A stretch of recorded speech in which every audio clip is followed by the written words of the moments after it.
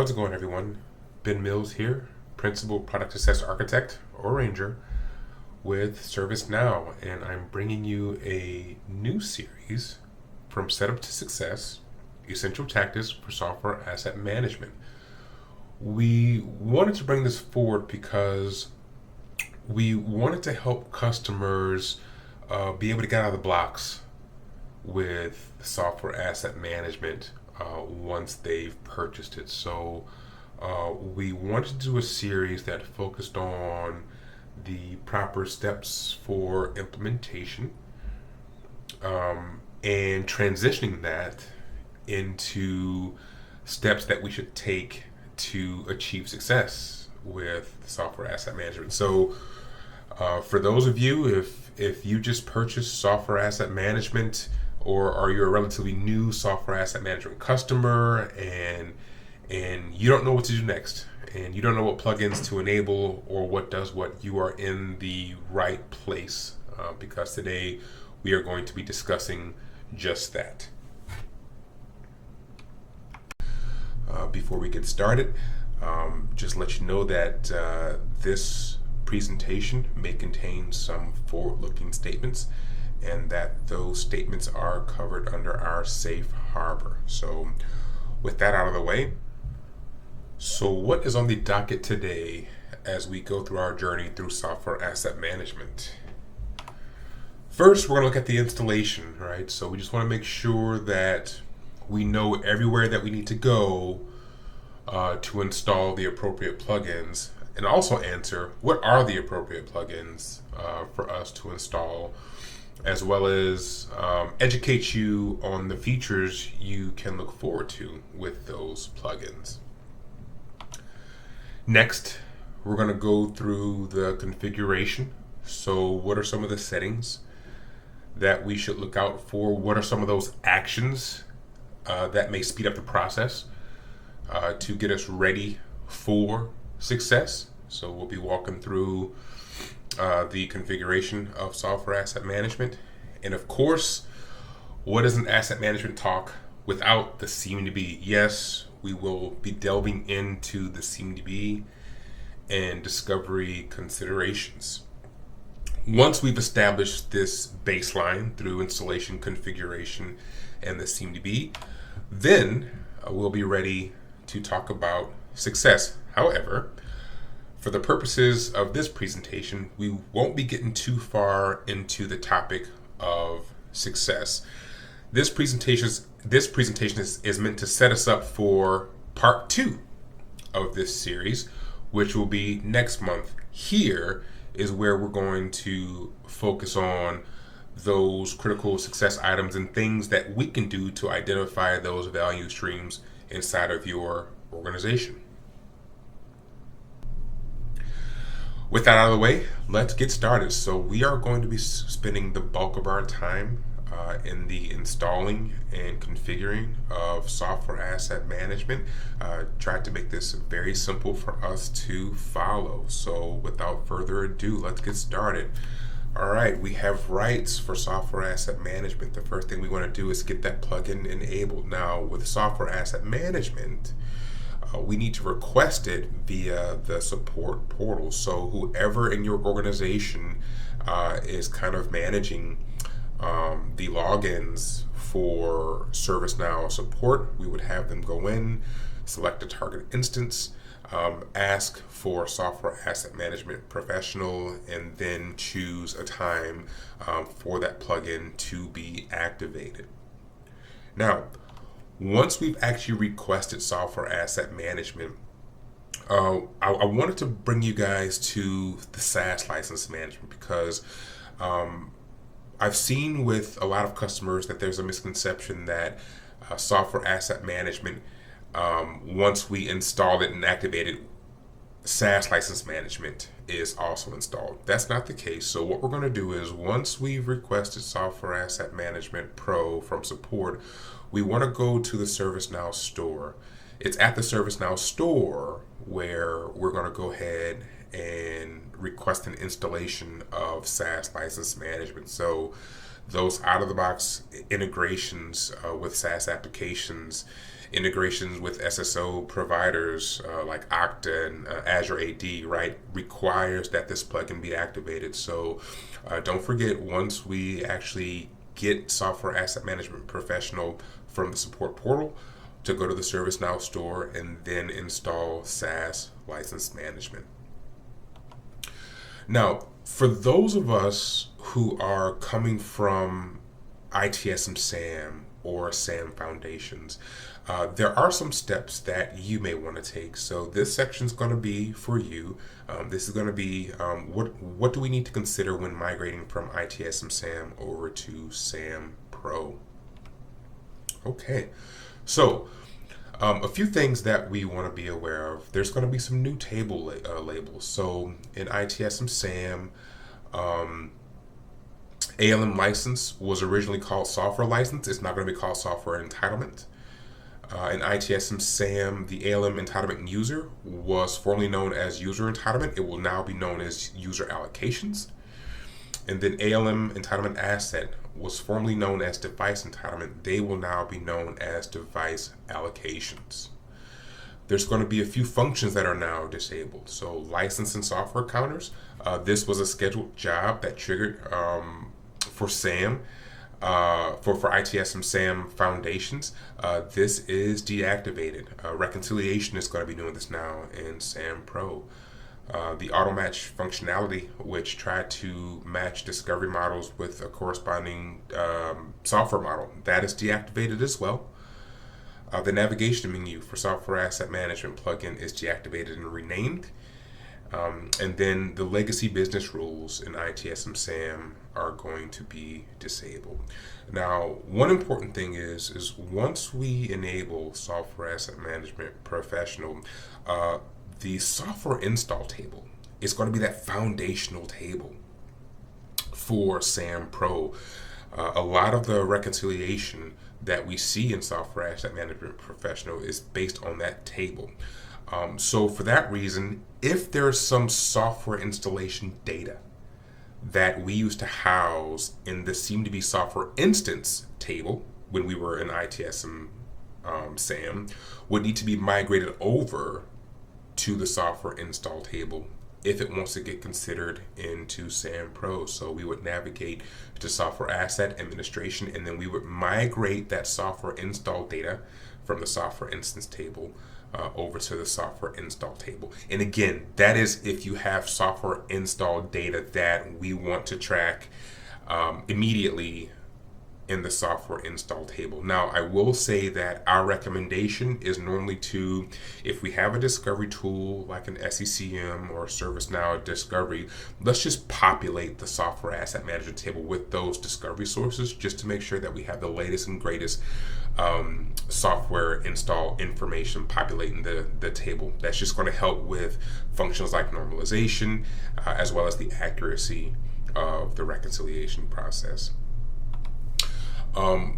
Couple of things that we also want to consider is if we make customizations to the software license table, so to ALM license, to ALM entitlement user, to software models, this may cause upgrades for these tables to be skipped as you move to SAM Pro. So keep that in mind. If we do have a situation to whereas some of these upgrades were skipped, we can remediate these via the upgrade history. So we would head to the upgrade history section, and we can see that there are changes skipped. And in this example, we have 22 changes skipped. That is where we would go and remediate those upgrades that were skipped. Okay. So now that we've migrated ITSM SAM to SAM Pro, let's talk a little bit about publisher packs. So publisher packs, if you install the Software Asset Management Professional Master plugin, you will also install all of the publisher packs. So let's go through what publisher packs are. So in many organizations, 80% of the software spend is likely in these tier 1 publishers. And with these tier 1 publishers, they have specific metrics or specific architectures that need to be in place in order to get a compliance position. That's where publisher packs come into play.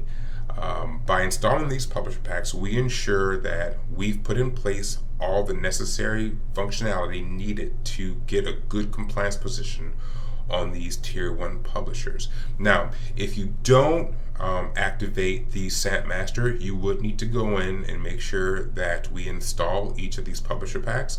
I have the plugin names over here to the right.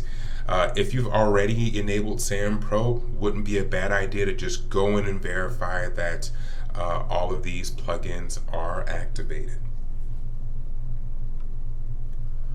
Okay, now that we've activated our publisher packs, let's move on to the installation of the content portal. So the content library portal, what does that do? Well, it gives you a search feature that allows you to search through the content tables in Software Asset Management Professional, so you can look for information like lifecycle dates or versions and part numbers for software that you may look to purchase. So you can actually find the content lookup table in the Workspace. Here you would put in the product name or model ID if we're dealing with hardware or part numbers, and then the content library will pull back all the information that we have on that product, hardware, on software that you may need. Now, depending on your version of ServiceNow, you may have to also go in and request to install the SAM Workspace, which is going to follow the same process as requesting SAM Pro Professional. Whoever has the ServiceNow support account in your organization, list the target instance. We're going to request the Software Asset Workspace and the time slot that best fits.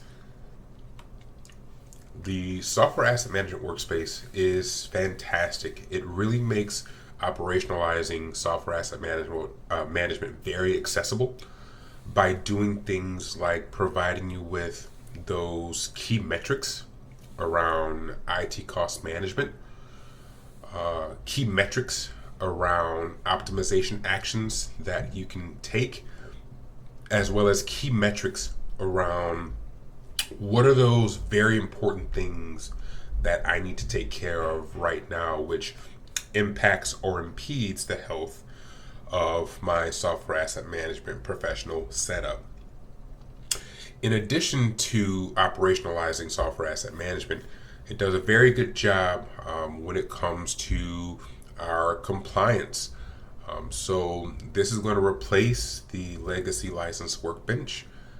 You're going to see more of a percent-based compliance per publisher, but also it's going to provide you with features that give you some self-enablement by identifying software models missing discovery maps, or software models missing installations, or software models missing things like entitlements. So a very, very good tool to ensure the asset management staff can kind of come in, look at these metrics, and provide some value.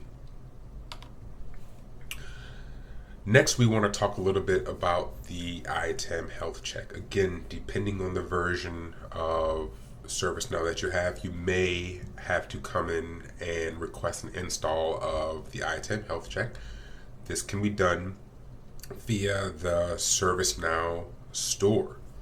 So with the ITAM health check, this is another major self-enablement feature that we can have inside of Software Asset Management Professional.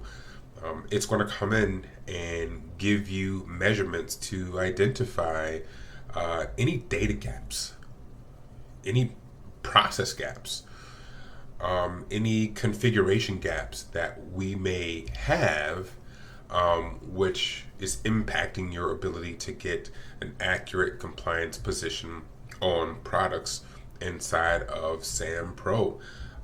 These issues can be downstream, like in discovery, It can be with reconciliation, or it could be data gaps that we may see on an entitlement. So this will give you a score.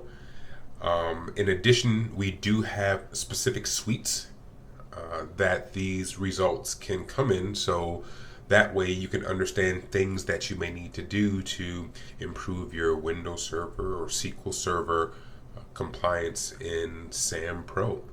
This feature is found in the Workspace under the Success Portal, and there will be a tab for Health Check. I recommend you get in and you run this, because as you get findings in the reconciliation or discovery or entitlements, these findings also come with remediation steps, and in a lot of cases, links to documentation that will help you to remediate these findings. So highly recommend customers get this installed. Okay, so that takes care of the installing software asset management portion of configuring SAM Pro for success. We will now move on to configuring software asset management. So the first thing we're going to look at is the execution of the content job. So one of the features in SAM Pro is access to our curated content. A lot of this content is used in functions like the normalization function, for instance. Well, what we can do is we can navigate to system definition under the scheduled jobs, and we can sort on the scheduled jobs whose application is software asset management professional. From here, we can kick these content jobs off so that they can start populating their intended tables. We can always go to the workspace and check where we are as far as our content. So if we head over to software asset analytics, and under normalization and content, we have a section called central data service download status. Here we can see all of our content mappings. We can see our current content count versus our expected count. Always recommend coming in just to check to make sure that we are up to date with the latest and greatest counts. Now that we've kicked off the content jobs and our content tables are populated, let's move over to content service setup. So under software asset administration, we will see a link for content service setup, and there will be an option for you to opt into content. Upon doing so, you will notice that you will have enabled 6 categories for content to be enabled. And the intent here for the content service setup is to improve the software recognition ratio of SAM Pro. So what do I mean by that? Well, customers in their own instances, right? They have their library of software, and they have their own specific normalization rates. And sometimes you may get software that may be new or niche, or perhaps there's no mappings for. Well, by enabling content, what happens is whenever there's any unrecognized software, that unrecognized information is reverse fed back to the ITAM content services team, where they can look through it and research it and see about adding it to our curated content. For additions to our curated content, those are downloaded by our customers during that weekly content download. So that's what content service does. Now, I want to make a point very, very clear.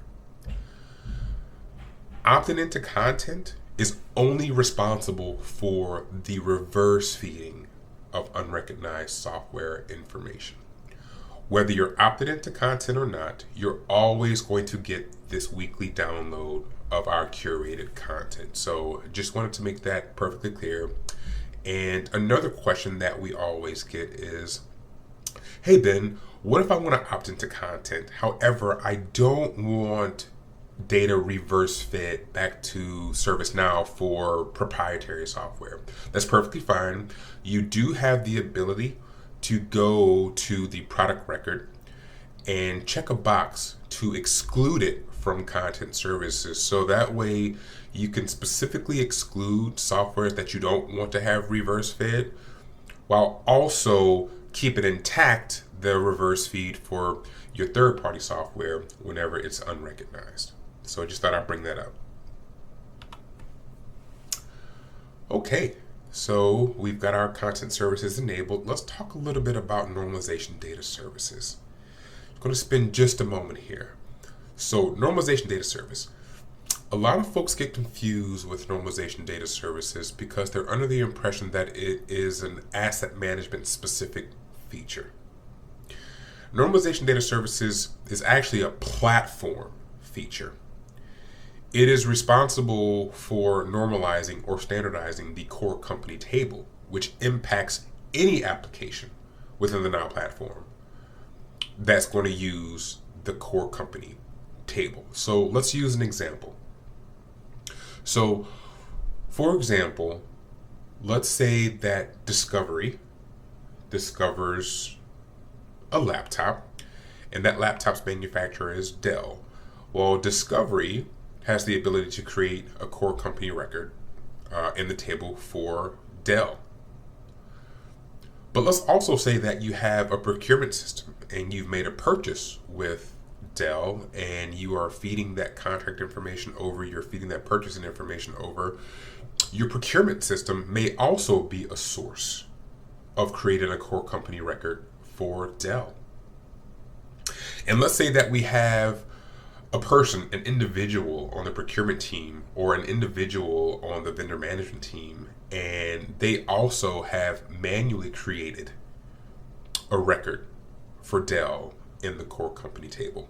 The issue is we have three sources now referring to Dell, and all of these three sources have the ability to refer to Dell three different ways. So the role of normalization data services is to create what's called a canonical value for Dell so that across the platform, whether Dell is referred to by the individual or by the discovery source or by the procurement system, is going to map to one common name.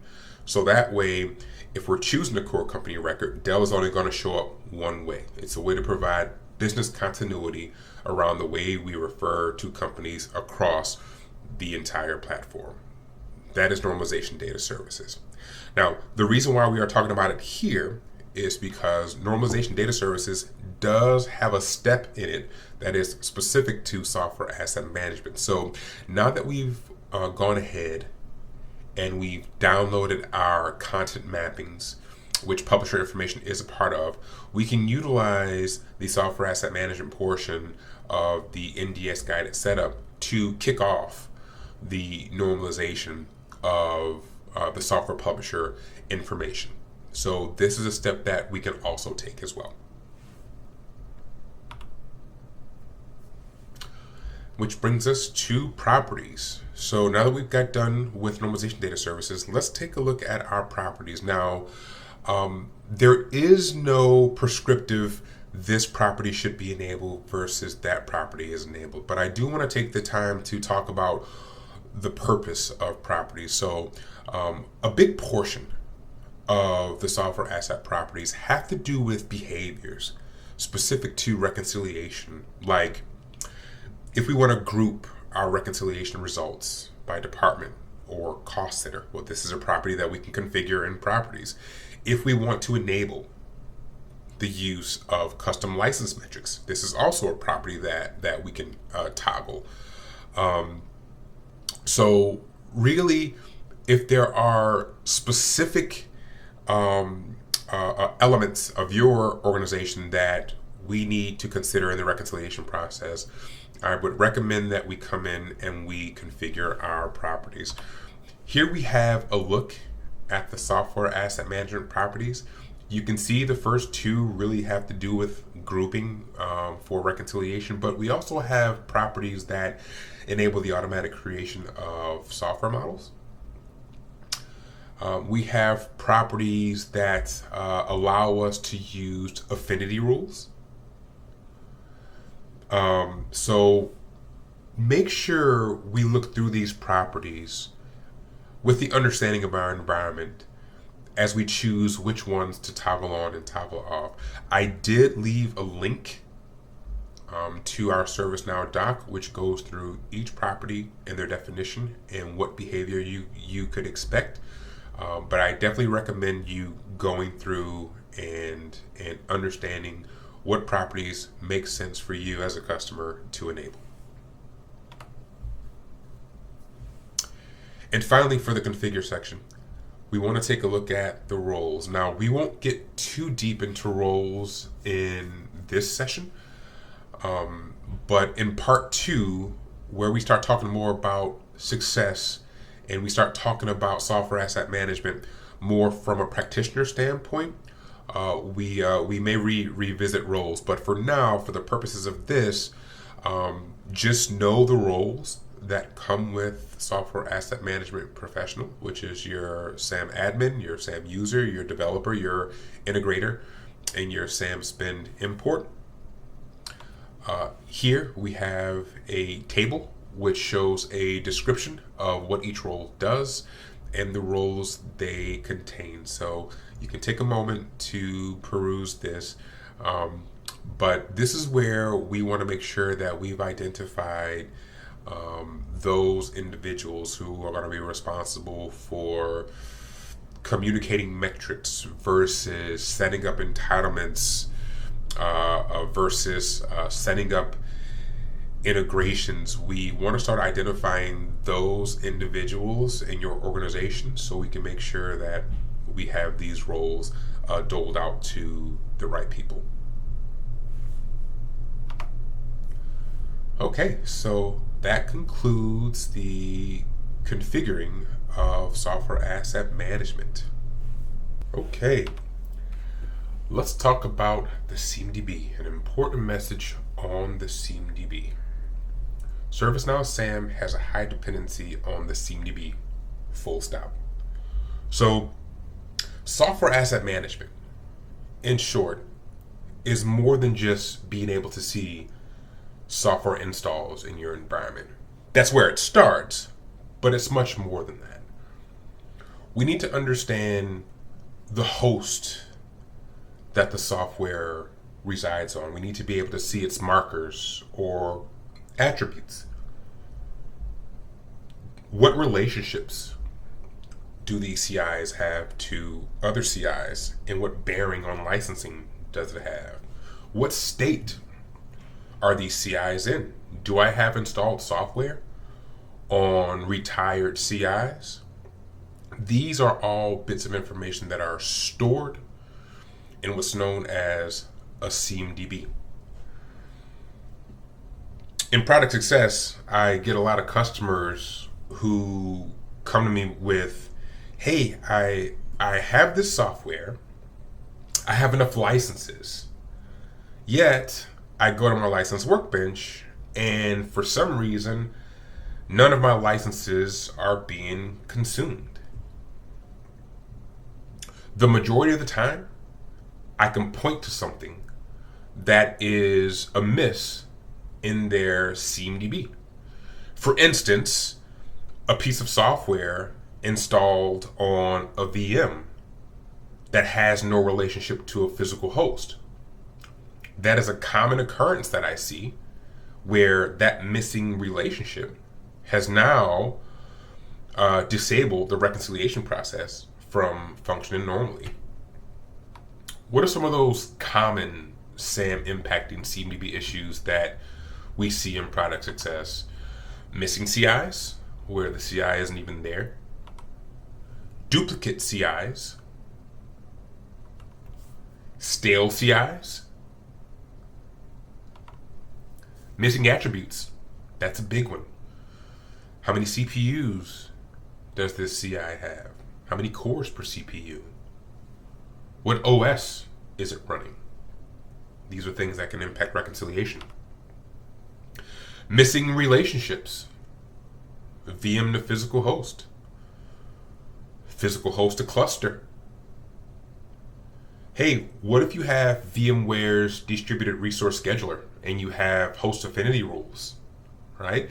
These are all relationships that we need in the CMDB for reconciliation to function properly.